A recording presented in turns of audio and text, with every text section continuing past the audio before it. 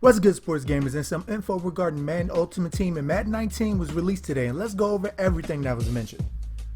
They first talked about player upgrades. Power-up players brought the most amount of feedback in MUT 18. While it was nice having a very high-rated David Carr, it came with limitations that they realized they must add to going into Madden 19. So they invested in building support for power-up players and player upgrades in MUT. First, it seems like they realized it was just way too difficult to upgrade players this year. Between going through sets, navigating the interface in the first place, understanding how to get team tokens, basically it was a mess. So in Madden 19 they're going to streamline this process, and it starts with them creating a new currency type, which is called training. Training will be something you will need to power up players in MUT, and the most common way you'll be able to earn training is by quick selling items you don't need, which of course everybody does, so that's great. And a new part of making it accessible to upgrade players was removing the need to go to sets. So now you won't have to go through the hundreds of set paths and instead upgrade players from the item itself. So when you click on a player, the upgrade button will be one of the first things you will see. So if he's able to upgrade, you'll go into the new player upgrade interface. So now from the picture you see here, you'll be able to see all the possible upgrades that player has.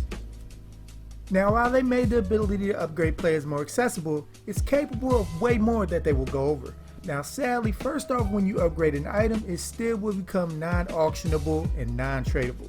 But new this year is the ability to downgrade and go backwards on players that you want to get out of. Now, I wish this feature would have been in play this year once I realized my dream of getting the power-up Khalil Mack was out of reach. I wanted a refund. Now, you only be refunded a portion of what you invested in a player, but it's better than the whole thing being flushed down the toilet once you realize it's too late. Now, they haven't announced what the actual percent will be yet, so we will keep you posted on that. Now, a cool feature that was announced was players will only come with team chemistry, and you will be able to choose from a list full of options in their new chemistry slot. Their example was you acquire a core gold player who has nothing but team chemistry equipped. But when you go to upgrade him to tier 1, you unlock his scheme chemistry slot, where you have a list of available scheme chemistry options. Now, just like upgrade tiers, you will be able to remove or change the chemistry as well. You was feeling the balanced offense chemistry for a while, but when it changed to go deep, you'll be able to do that.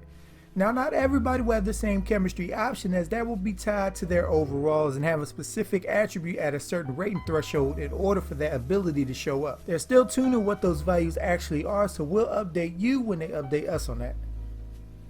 Next up is solo battles. Now, what is that exactly? It's a mode for weekend league players who favor playing the CPU. There will be 13 games per week where players will battle to earn the highest battle score. The score is earned from completing the game, winning a solo battle, and the stats you get from that game. Also, you can alter the amount of points you get as well, depending on the difficulty and game style you play it on. Of course, the higher the difficulty, the higher the multiplier. It will be 3-minute quarters. You will only get one shot to record the best possible results, so no restarts or replays like in a regular solo challenge. Similar to the structure of Weekend League, there will be 14 different reward tiers, which includes players who are in the top 100. And something cool about solo battles is while you're playing the CPU, the roster will be made up of real-life MUT teams. So basically means if you have been playing MUT outside of this mode, your team might be chosen and represented in solo battles. So this is cool and even more incentive for people to have them crazy squads.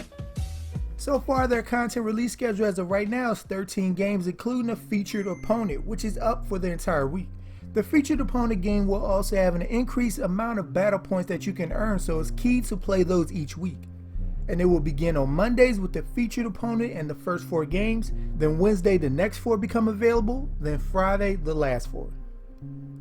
Another is, I don't know how many of you played it, but MUT squads will be returning for Madden 19 with now the ability to play games against the CPU.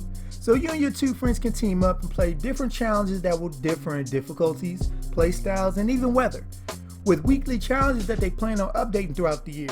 While it will only be a few challenges per week, you'll be able to play them as many times as you want, so it'll be an easy way to earn coins and play with your friends. Also, there will be a sizable first win reward and an extra incentive to beat every challenge each week. So there's benefit to just going through the same one over and over and completing them all. I can actually see me and 2 of my buddies actually having a good time playing this against the computer, gaining practice reps while earning coins at the same time. I wasn't a fan of it being tied to strictly MUT this year, but I like that they're improving upon it.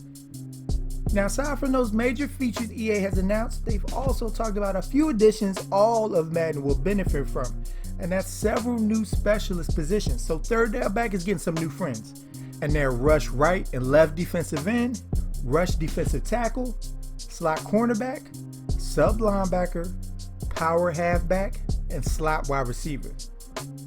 Now, while the blog didn't go into detail on these positions, on the surface this will look like an easier way to get certain players where you want them. I'm excited. And at the end of the blog, associate producer Jake Stein snuck in that there will be no more contracts, which I know will make everybody happy on that one.